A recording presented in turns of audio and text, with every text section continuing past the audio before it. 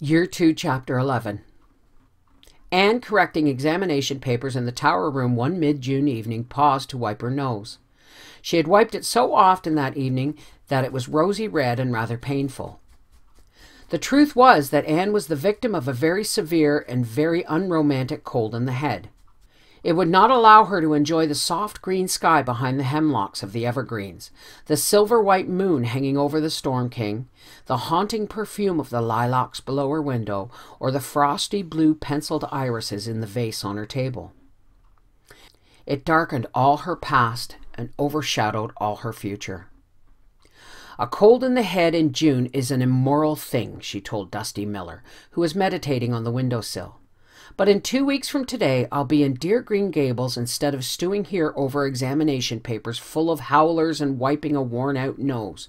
Think of it, Dusty Miller." Apparently Dusty Miller thought of it. He may also have thought that the young lady who was hurrying along Spook's Lane and down the road and along the perennial path looked angry and disturbed and un-June-like. It was Hazel Marr. Only a day back from Kingsport, and evidently a much disturbed Hazel Marr. Who, a few minutes later, burst stormily into the tower room without waiting for a reply to her sharp knock. "Why, Hazel, dear, kshoo! Are you back from Kingsport already? I didn't expect you till next week." "No, I suppose you didn't," said Hazel sarcastically. "Yes, Miss Shirley, I am back. And what do I find? That you have been doing your best to lure Terry away from me, and all but succeeding." "Hazel! Achoo!" "Oh, I know it all. You told Terry I didn't love him, that I wanted to break our engagement, our sacred engagement." "Hazel, child, shoo!"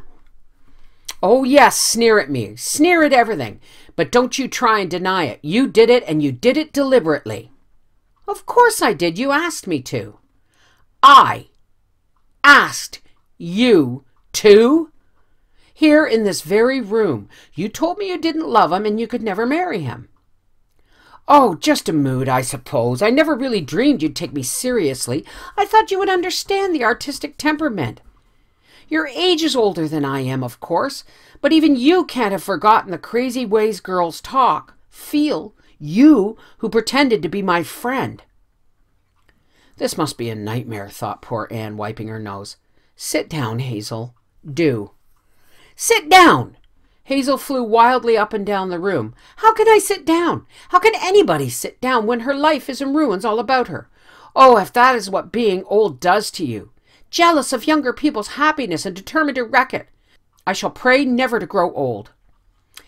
Anne's hand suddenly tingled to box Hazel's ears with a strange, horrible, primitive tingle of desire. She slew it so instantly that she would never believe afterwards that she had really felt it. But she did think a little gentle chastisement was indicated. "If you can't sit down and talk sensibly, Hazel, I wish you would go away." A very violent "Kershoo!" "I have work to do." "I'm not going away till I have told you just what I think of you." "Oh, I know I've only myself to blame. I should have known. I did know. I felt instinctively the first time I saw you that you were dangerous. That red hair and those green eyes. But I never dreamed you'd go so far as to make trouble between me and Terry. I thought you were a Christian, at least. I never heard of anyone doing such a thing. Well, you've broke my heart, if that's any satisfaction to you." "You little goose." "I won't talk to you. Oh, Terry and I were so happy before you spoiled everything. I was so happy. The first girl of my set to be engaged. I even had my wedding all planned out. 4 bridesmaids in lovely pale blue silk dresses with black velvet ribbon on the flounces. So chic. I don't know if I hate you the most or pity you the most. Oh, how could you treat me like this? After I've loved you so, trusted you so, believed in you so." Hazel's voice broke. Her eyes filled with tears. She collapsed on a rocking chair.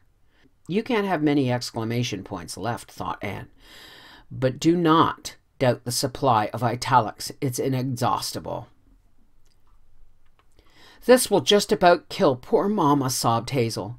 She was so pleased. Everybody was so pleased. They all thought it was an ideal match. Oh, how can anything ever be like it used to be? Wait until the next moonlight night and try, said Anne gently. Oh, yes. Laugh, Miss Shirley. Laugh at my suffering. I've not the least doubt that you find it all very amusing. Very amusing indeed. You don't know what suffering is. It's terrible, terrible. Anne looked at the clock and sneezed. Then don't suffer, she said unpityingly. I will suffer. My feelings are very deep. Of course, a shallow soul wouldn't suffer, but I'm thankful I'm not shallow, whatever else I am. Have you any idea what it means to be in love, Miss Shirley? Really, terribly, deeply, wonderfully in love, and then to trust and be deceived? I went to Kingsport so happy, loving all the world. I told Terry to be good to you while I was away, not to let you be lonesome. I came home last night so happy, and he told me he didn't love me any longer.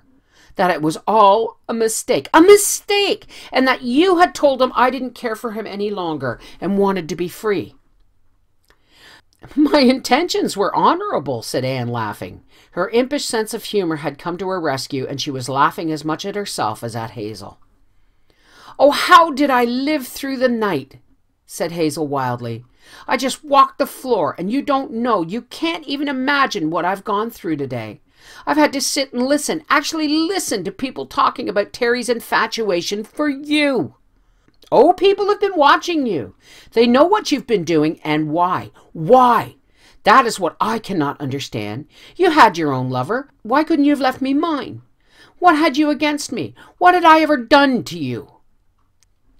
I think, said Anne, thoroughly exasperated, that you and Terry both need a good spanking. If you weren't too angry to listen to reason. Oh, I'm not angry, Miss Shirley, only hurt, terribly hurt, said Hazel with a voice positively foggy with tears. I feel that I've been betrayed in everything, in friendship as well as love. Well, they say after your heart is broken, you never suffer any more. I hope it's true, but I fear it isn't. What has become of your ambition, Hazel? And what about the millionaire patient and the honeymoon villa on the blue Mediterranean? I'm sure I don't know what you're talking about, Miss Shirley. I'm not a bit ambitious. I'm not one of those dreadful new women. My highest ambition was to be a happy wife and make a happy home for my husband. Was. To think it should be in the past tense. Well, it doesn't do to trust anyone. I've learned that. A bitter, bitter lesson. Hazel wiped her eyes, Anne wiped her nose, and Dusty Miller glared at the evening star with the expression of a misanthrope. You better go, I think, Hazel. I'm really very busy, and I can't see that there is anything to be gained by prolonging this interview. Hazel walked to the door with the air of Mary Queen of Scots advancing to the scaffold, and turned there dramatically. Farewell, Miss Shirley. I leave you to your conscience. Anne, left alone with her conscience, laid down her pen, sneezed 3 times, and gave herself a plain talking to. You may be a B.A., Anne Shirley, but you have a few things to learn yet. Things that even Rebecca Dew could have told you, did tell you. Be honest with yourself, my dear girl, and take your medicine like a gallant lady. Admit that you were carried off your feet by flattery. Admit you really liked Hazel's professed adoration of you. Admit you found it pleasant to be worshipped. Admit you liked the idea of being a sort of dia ex machina, saving the people from their own folly when they didn't in the least want to be saved from it.